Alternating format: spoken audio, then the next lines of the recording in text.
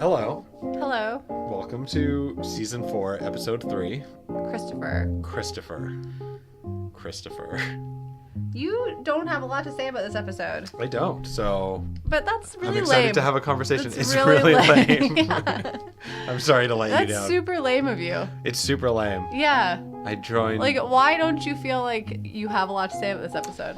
Well, for those of you just joining us, I love Sopranos. Yeah. And I like this episode, but I just feel like it's kind of coming out of left field, and I feel like it's just like not up to the caliber of the rest of the show.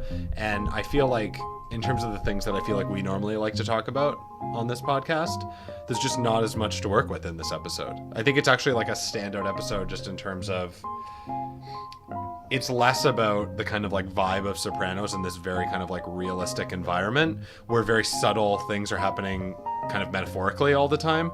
I feel like they enter the genre of like social issues in a very like head-on kind of way. It's a little bit The Wire. Yeah, but I feel like they're just bad at it comparatively. I don't know. It's a different thing. I'm not saying it is like any other episode of The Sopranos. Yeah. And I'm not saying that it's in the same style. And if like, but I don't know if you can necessarily call that caliber. I understand. Yeah. I guess it is doing something different. It's doing something really different, and I think like something really interesting. I'm glad not every episode is this. That would be really draining, you know. So I'm not like, it's not like I'm saying that stylistically this was my favorite type of episode. But I do think there's a lot in it. I think they're like really giving us a lot of information on the things that they believe in about identity and about you know, these like all the individuals in this show. Like we get a huge insight into all these individuals in the show and how they see these kind of like larger issues of identity. Totally. I guess something I've always struggled with then with this episode is that like it just feels heavy-handed. Like it feels forced that all those things kind of come out. Whereas like this show is always so subtle, and I always feel like the dialogue is so believable. It's just kind of like amplified. Yeah, but I think like in some ways like that kind of adds to what I like about it though. And I think it is this kind of like, it's not a normal episode. Like there's really nothing that carries over in this episode, but besides like we see the casino some other times and this, you know, relationship between Janice and different men continues on. And Pyomai. But like beyond that, it is this like, I don't know, exploration into identity. Like it serves a really specific purpose. I don't think its purpose is to do a lot of connecting. Like I think it's supposed to be this kind of like standalone exploration. I agree with that. Yeah. So I think the heavy-handedness is really funny actually. I think that like contributes to the kind of comedic value of this episode too. To a degree, parts of it are intentional. I think that this episode does get a bad rap somewhat unfairly because I think that there's like deliberate, you know, writing that basically like makes these characters like caricatures of different. Yeah, but I think that's so part of it. Like I agree. I think they're being a caricature of themselves, like the writing team. I think like because they are like they're using tropes from like a lot of other TV dramas to make this. Yeah. Or I don't know, like I'm just thinking about like Janice's psychiatrist, right? Like she's this like caricature of a psychiatrist. She's not like the other psychiatrists we see on the show, right? She's kind of this like hyper character. Even the environment is obviously so different and like reflective of who she is. Yeah, I just think like that. I mean, Michael Imperioli, who was the writer of this episode, like I think he actually like really delved deep into like research on identity and kind of like, I mean, identity politics, I guess you could call it. Like he really went deep on like what he thinks about these issues and how he portrays other characters to view these issues. Like, I don't know, for me, one of the key scenes in this episode is when they're buying Pyomai. Right? Which, like, it's funny because, like, they don't make a big deal of it. Like, right. Of course, we have an episode titled Pyomai coming up. Not next episode, the one after, I think. I think so, yeah. So we have this whole episode coming up about Pyomai and, like, the, you know, what comes after this scene. But when all the characters, like, we have Hesh there, right? Who's, like, this being this caricature of like Jewish identity. And the Cuban guy. And the Cuban guy who has, and his name is Ruben, the Cuban. Like it's larger than life. Anyways, but I think like that scene, like, it's like super heavy handed, the stuff that they're saying. Yeah. But it is kind of like demonstrative of, I don't know, like Tony even talks about, he's like groups, like it's all about these different groups and how these identities become part of their larger kind of cultural identity and their currency, and then how they see themselves in the world. Tony talks about it too when he's talking to Syl, right? And like the whole thing, like how people use identity to be like, people aren't using their, well, now I think now in like today's culture, I think it's changed, which is good. I think it's for the better. But there was a time, like kind of what they were reflecting, right, where like people weren't given praise based on their affinity with an identity group, right? Like now we're really, I think, like celebrating more what different identity groups bring and celebrating the good things. But for a long time, like stereotypes and things like that focus on just the negative stereotypes that are associated with a group, right? Like we're very hesitant to focus on the positives of groups when we're stereotyping and when we're like judging other groups, right? People focus on the negative. So I don't know. I think it's a really interesting episode. I have some stuff to say about it. So yeah, I mean, I have stuff to say about it too. Yeah. I think it's interesting too, like that many of these characters like Patsy and Silvio are so amped up about this issue, and it is so important to them. Like it makes Silvio like a completely different person. Like he is supposed to be this level-headed, calm person, and he's not anymore because he's so passionate about this Italian-American issue. Yeah. What's interesting to me is that like all the characters are just kind of like spouting nonsense. Totally. About their issues. Like they're just like totally.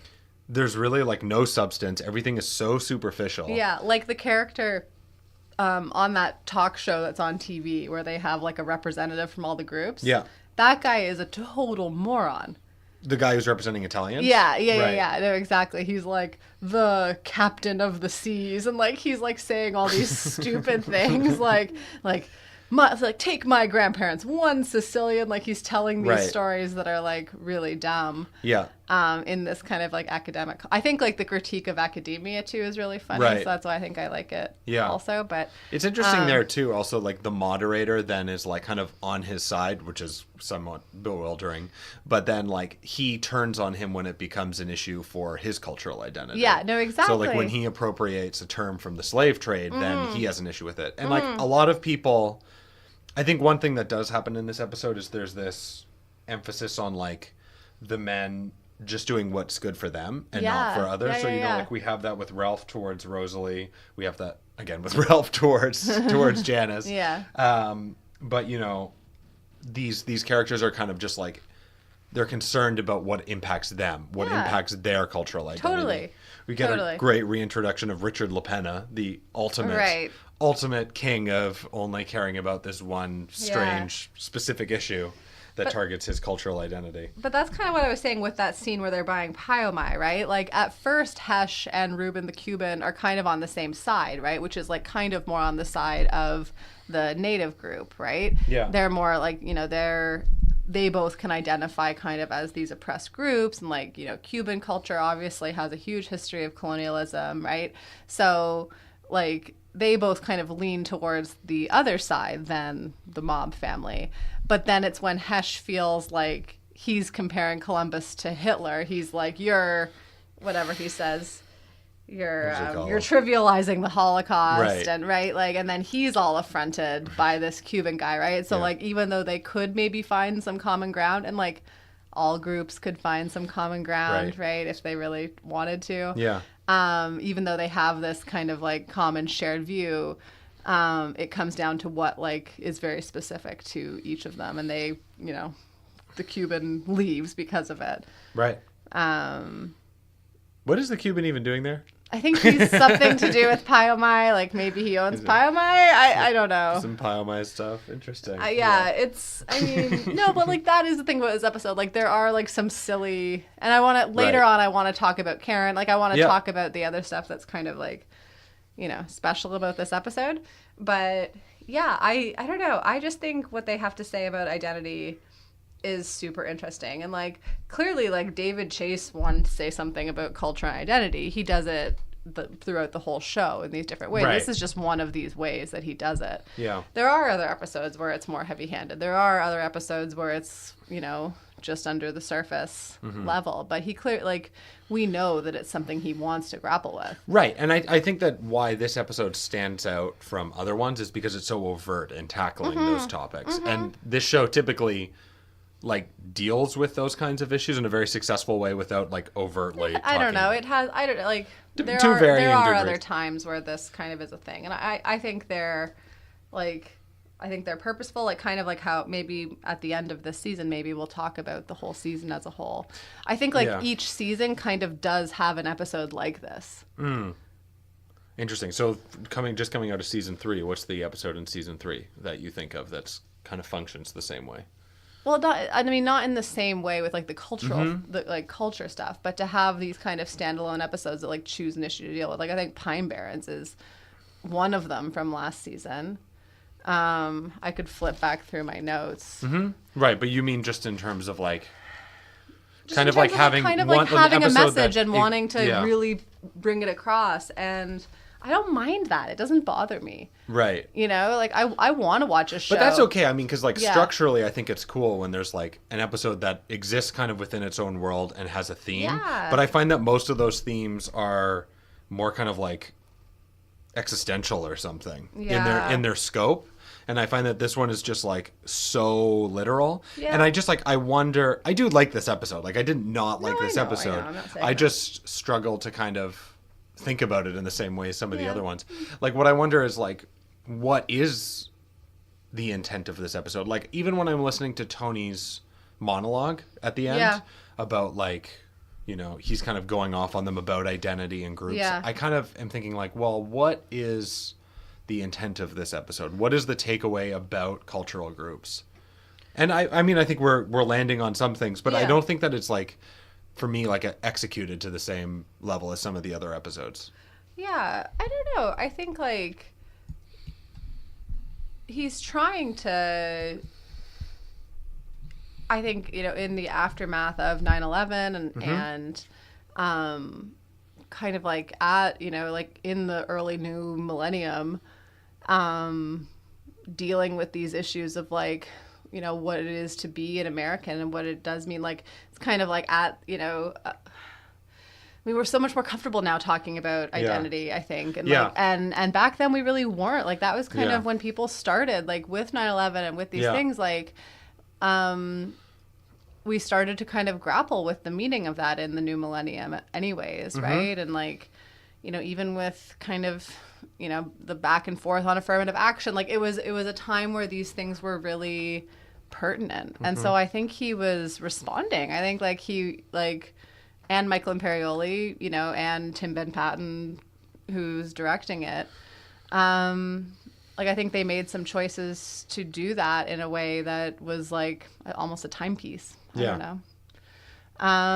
I think it's like in some ways like less about what it means for the characters in terms of like going forward with those characters who Totally. they are, Yeah. and more just as kind of like an exploration of how different characters would react in these situations, right? Yeah. Or like a character like exploring kind of the possibilities. And like I like that scene where the guys are sitting at like the very first scene of the episode where the guys are sitting outside of Satrial's. And we have these like different, like we have Furio, right? Who like we talked about him a little bit last week in terms of this like European thing, right? But he brings up this whole like North Italy, South Italy He's from dynamic, Genoa. right? And like we have some Italian friends, like Yeah. we know a little bit, so like we kind of can understand that, but like we don't know the depth of that kind of level Right. of like, I'm not going to say racism again. It's like one of these kind of tricky things, but like these like very, I don't know, like embedded conflicts between groups, right? And groups are like, I mean, it's just like socially constructed, right? There's like nothing really that different. I mean, I shouldn't say this maybe, but like, Oh my God. you know, like between North Italians and South Italians, right? Like they could find lots of commonalities between them, right? But there's this age-old kind of, these differences and these cultural differences it is a point of tension, right? And as a non-Italian, I don't understand it, but I understand other tensions. Like, I'm from Quebec, and so I can understand this funny, to some outsiders, Francophone versus Anglophone conflict. Or, Quebecois against all sorts of things that they're against. But for outside, like, it is kind of funny. So we have him, like, being this kind of, like, like, outsider's perspective, right? Like, he's like, I thought Columbus was a hero. Like, that's his perspective of Americans, that they really, like, value Columbus. We have... Bobby kind of like passing commentary on native populations, saying they're all just like sitting around and smoking mushrooms, right? Getting government checks, We have Ralph calling them commies. But then we have Chris saying, and I was paying attention kind of like to the few times where Christopher popped up, because of course Michael Imperioli wrote the episode, and the episode is called Christopher, even though we know that indicates, Christopher Columbus also, but like, I was looking for what Christopher had to say, and he was the only one of those guys who was like, well, you have to admit they got massacred, the Indians, right? He's not on the side, he's not woke, about the issues, but he does understand that there's... I think he's the one who's interested, actually, when they talk about throwing the blankets with with smallpox. Yeah, when Hesh mentions that. Yeah. No, there is another line there. I didn't write it down. Yeah. But yeah, like, so they do differentiate him from some of these old guys. I love the scene where they show up to the protest and, like, Artie's there, right? Yeah. Like, being a dweeb. But, like, it's all these old guys that we don't know. Right. Right? Who are kind of, like, leading this charge of the protest. And so they are really showing, like, the differences between generations and how... And then we have AJ, right? Yeah. Reading, whatever it's called, a brief history of... People's History of the United States of America or whatever. And so, again, like, showing that difference. Like, I love that scene, like, what he's learning in school. And even, like, Carmela comparing... But is he... Okay, that's confusing, too, because is he actually reading that book in school? I think so. That's a strange book to his teacher... It is, but again, it's like, hyper... Like, you have this kind of teacher who's pushing boundaries. Yeah, like... Right. I don't know, I had teachers like that. Yeah. It's funny, though, that AJ doesn't realize that it's not a history book. No, he really doesn't. But then we have Carmela making comparisons to George Washington owning slaves, right? Which is, like, again, like, we've just experienced, like, in our time now, like, the tearing down of Confederate statues of Confederate soldiers, right? Yeah. And that comparison is often talked about with, like, Washington and Jefferson being slave owners, right? And we still revere them, and and so it's exploring this issue with Columbus, right? Like, can someone do good and bad at the same time? I think it's weird. I think it's weird. That's where it maybe gets interesting in the context of this show, because I mean that's really what it's examining, all the time. Totally. And so they do take that and then they examine it in this kind of like social issue kind of way. Yeah, I think like I said, like I think it like is a little bit wiry. Yeah. Which of course I love The Wire too. So again, like you said, it's not the same as The Wire.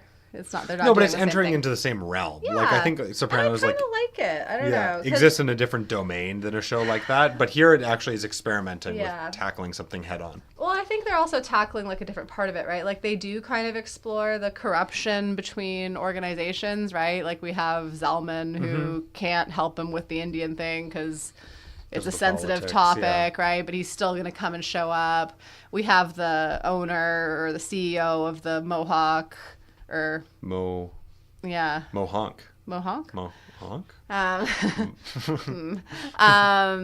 The chief, whose last name is Smith, right? Dave Smith, like something like that. He's his grandmother's mother's aunt I think his grandmother's mother was an eighth. A quarter? I think it was an eighth. It was really weak. Really weak connection. Yeah, but you can't, like, that's the thing, like, you can't deny someone, or I guess you can. I don't know. It brings up all this stuff. Like, yeah, you can't. Can you like tell him that he's not native or his name? No, his but I think that too Soprano. small. Like, I think that they are creating a character who is obviously like milking this for certain benefits. I think at least like that's the impression that I get about him as a character. Yeah, totally. But that's a big question, right? We had that woman who was the chair or whatever of her. The African American organization, and she was white. Oh, right. Remember that one, yeah, right? Of course. Like, it does bring up these kind of like larger issues of identity. Right, and there's like, obviously a spectrum of ridiculousness. Yes, but I don't know, they're like dealing with it all there. Yeah. But yeah, I think it's really interesting in light of that. I want to like, there's other things to talk about, I think, too, but I just want to see, that ridiculous speech that Carmela and the other ladies go to at the church. That was a crappy keynote speaker. Yeah, but like some of the stuff in that was so interesting. Like, I'm just trying to find my... Yeah. When they're like, such flair we have added something, but they just see us as pizza makers. It's this like weird motivational speech for Italian women. Homemakers. Yeah, it was so weird. But then like that cutting moment where she's like, talking about the women who aren't associated with organized crime. And she's like, 'cause isn't that who we truly are? Ooh. And all those women, they're so upset. I think it's a very really strange interaction. It's a weird thing. It's weird whenever they clap. Yeah, no, when they clap, it's really funny. If they say that we're from the land of aromatic Asiago and supple Barolo, and everybody... Yeah, everyone's like, yay. I know, they're really excited. That's a weird thing to say, what's lady. Syl's wife's name? Is it Gabriella? Gabriella. Yeah. When Gabriella goes to talk to Father Phil, that's a very strange interaction. Like, again, that's one of those kind of like over-the-top moments where you're like, what? But like... This episode's just full of them. Full of them, right? Like, that's an interaction that I don't think they would really have. But, it's interesting. Like, she's so affronted by him having this opinion come across, right? I don't know if she would be, like, that... honest. Like, I don't know if she would go and be like, we're mob wives. Like, what were you thinking, right? Like, that's okay. So that's like part of the thing that puts me off on this episode. Is like there's just like certain devices that are used. There's just like certain things that happen that I feel like aren't in line with characters and just aren't as believable. And I feel like the level of realism in this show is like second to none. Like, it's so realistic. Yeah. And then I think that in this episode things happen. Even like AJ reading his book in the kitchen. I'm like, it just seems convenient. I know. Like, they're serving a point. They have that book there. It's just like, I don't know. I know. It just doesn't. I know. But there are some things that are a little more like under, I don't know, like of course that are under. Yeah. So like I like when, for example, like when it's Junior's trial is starting, right? We see so little of Junior. Yeah. We see him in two I think two kind of key moments in this episode. But with like the selection of jurors at the trial. Yeah. Right? Like you can see like the lawyers are looking at all these people walking in, right? Yeah. And that's a huge, like, I guess, like, whatever identity politics means, but, like, that's a huge element to that, but it's not, like, there's nothing outright said there, you just see, but you're already kind of primed by watching this episode to be thinking about the impact of that for Junior, right? And they bring it up again, like, these perceptions of Italians being linked to organized crime, right, by other groups, right? And the difference then between what Italians think about Italians, right? Like, they wouldn't be identifying Italians as much with identifying with... That's a good point, with that, right? I don't know. So, and also, Junior is completely oblivious to that. He doesn't care. He cares about his phone bill. Yeah. He's actually, you can see the lawyers, like, trying to get him to pay attention. Yeah. Because this is clearly, very important for their trial. And Junior kind of keeps, like, talking over him. And the lawyer is just trying to focus on who's going to be, on the jury. But. Yeah. And then, I don't know, just, like, a couple other things on this identity issue, right? I thought the other, like, kind of...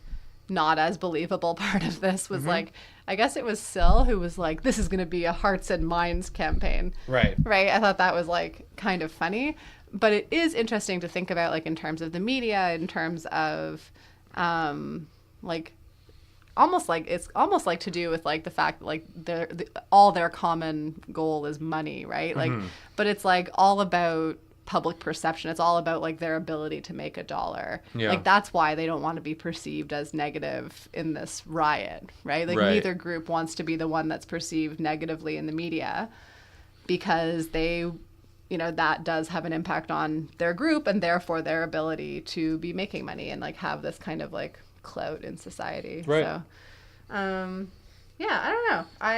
I think it's an interesting part and definitely like something that, the team was grappling with. Totally. I mean, yeah, and Silvio talking too about how he gives money to the Italian American Anti-Defamation League. Yeah.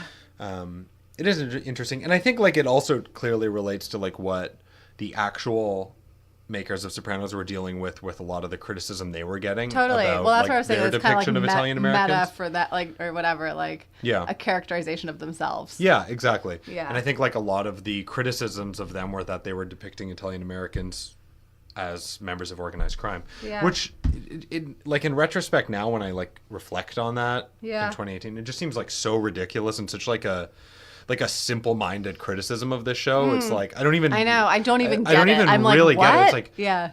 Just because like these people exist and they happen to be Italian doesn't mean that you're like I don't know. It's just it's a weird stretch to say that like the fact that they have a show about the mob that like I don't know, that you're like bringing down an entire race, and to make that like your single-minded pursuit to like bring these people down and launch lawsuits against them is weird to me. But I guess like I don't know, like I don't know very well. I have to go back in time. Yeah. But like if that's the only depiction on TV of Italian families, right? If you're like mostly being served up this like white American white bread. Right. Right? Then that one depiction does hold a lot of clout. That's like with stereotypes, right? Like if someone's never met someone of another group and then they meet one person who's mean to them, they have this idea about a group that like that's all jazz musicians, like and you develop a stereotype based on that, right? So I get it. I get the argument. It's so funny to me now because I think we do like there has been effort put into we're not doing a good job, but like we are trying to have, more television and media that shows the depth of cultures and not just like white American culture. It's a weird reflection on the interpretation of the information, because to like see that these characters exist as members of organized crime and then to like extrapolate that like all Italians are like that is just like I can't even really understand how like your mind. Yeah, but that's how humans are. Like, and I know like you can say that for yourself, but like if you had never met an Italian person, and had other experiences, and like the only thing you knew about Italians were that there was the TV show Sopranos. I'm serious. Yeah. Like that like I know it sounds ridiculous, but like think about like today's political climate, right? Yeah. And like how much misinformation is believed and like very strongly believed based on complete idiocy. Right. I don't know. Yep. No, totally. I think that's what they're trying to show us, right? They're like, how ridiculous is this? But also like, there's truth in it, and there's like it's important. It's important to grapple with. Complex. Yeah. I think it is. The only other like identity piece I had, and it's kind of like aside, it's not really so much about the ethnic identity, was just there was a couple characters who we saw like differences in how people deal with death, and I noticed that in like that comes up more than once in the show, and for some reason I pay attention to it. But we have in this episode, of course, and I want to talk about Karen later, but we see Bobby grappling with the death of his wife. Yeah. In this like very, emotional way. Emotional and I don't even have the right words to describe it. Like this, like it kind of takes some characters aback, I think, right? Because they're not used to seeing people expressing emotion in that way. Especially in that environment. Like that place, that funeral parlor is a place that they've established throughout the course of the show as where there already have been a lot of funerals. Yeah. And people are always very detached from death. We see the guys even at that funeral, right? Like they're all like discussing Syl's new ring or something. They're Yeah, all, and that's like the standing in a corner. typical reaction to Yeah. death. And so to see Bobby like that is especially striking. Yeah, and the women notice it, right? Like that's Yeah. kind of the interesting thing too. Anyways, so we see him deal with it, and we'll talk about Karen later. We also see Rosalie dealing with it, right? And which is interesting because she's like lost everybody, you know, and she talks about that. That she calls herself like too close to death. I don't know. She says something about herself and her proximity to death. But, you know, we see her kind of like wanting to get into her feelings and like unpack her feelings. And then we see Ralph, who's like completely unable to deal with that. What a great choice of man to get into your feelings. He's a good guy. Yeah. Is he? That's what everyone says. Right. You should keep him around. Yeah, no, he's a piece of shit. And we'll talk about him later too. And then we see Janice, right, who's like able to, in the face of other people's despair and death, be manipulative. Right. She's good at that. She's famous for it. Yeah, but I just, you know, and just in terms of people's identity, I thought that was also an interesting part. But I want to talk about Karen and Bobby and Ralphie and Janice, because they're kind of our plot points that move us forward a little bit. I would love to. Okay. Where do you want to start? Well, I don't know. I'll start with Janice, maybe. Oh, and I want to talk just like briefly about Polly and Johnny Sachs. Right. Yeah. Because they talk too much, those two. They're meant for each other. Yeah, I'll talk about them after. But yeah, Janice. So like, it's interesting actually in this episode for Janice. I think it does give us a lot into her character. In a bit of a, I don't know. I have like a bit of a qualm with it or something like that, but maybe we can talk about that. But we have her go to her therapist, who she clearly lies to like crazy. She like sells this version of, she's like completely sociopathic. Yeah. And sells this version of herself. But I think this therapist says a lot of bullshit, like just like a lot of crap. But I think she actually says one really good thing. And she tells Janice that Janice looks for these guys that are similar to her brother and her father. And she does, right? Like, she does go for these, like, very violent guys who are in the same career as her brother and father. And, like, you know, that she shouldn't be repeating these old patterns, right? Blah, blah, blah. And then we have her being, like, actually, like, really, you know, for a short time, grossed out by Ralphie, like, when he comes over, right? But then she caves to his charms. May's so charming. And, you know, they have one last little fun time that they Whatever have that is. together. Whatever it is that they do together, they do that again. One last time. And which I'm sure is beautiful. Great. It's really beautiful. But she's like disgusted by him, right? And so she thinks that by moving on to Bobby, she's going for something completely different. And the psychiatrist is kind of like, Janice, like he works with your dad. With your brother. Yeah. Sorry. But in some ways, I don't know. In some ways she kind of is, right? Like Bobby is different from the other guys in some really key ways. Right. Like we mentioned kind of his emotionality, but then I don't know. Anyways, I do have a little bit of trouble with this quick introduction of Karen because it really makes me feel like she's a tool. Yeah. I don't know who she's really like, whose narrative or whatever she's propelling forward. Like Bobby's, I think. But also Janice's, but also like, you know. Yeah, it's just like, I think like they do show her in this season, but I mean, we're on episode 3. No, they show her for like 3 seconds in episode 1, and that's it. And then these are like her first lines, and then all of a sudden she's dead. It's like, oh my God, are we watching a soap opera? Like, it's just like very cheap. Yeah. So yeah, that's like another example of something that's just like a little bit convenient in this episode. Yeah, but it's all like it's obviously something like it's not really about this episode. Like I don't really want to blame it on this episode. Yeah. Either. Right.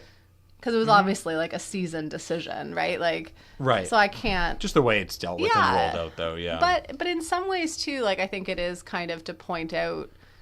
I don't know how to like. You know, we see her like all of a sudden she's like great friends with the rest of the mob wives, right? Like, it is kind of like the cheapness of characters or something like that. Like, I don't know. There's something around it. Maybe. Deeper, I think. Yeah. You know, but like, yeah, and like, but to go back, like, Bobby is different, right? Like, apparently he didn't have a Gumar, right? Right. But yeah, I do wonder, like, who the setup is for. Like, what are they trying to propel forward in this show, or like, what messages are they trying to get at by having Bobby be a character whose wife dies? Yeah. And then Janice tries to get in there. Yeah. Seems like quick for Janice. I think that's the other, like, Mm-hmm. I don't like her like dumping Ralphie and stuff like that. Like, it was kind of like abrupt and Yeah, exactly. yeah. So Exactly. I don't know, but so I just kind of question that part. Mm-hmm.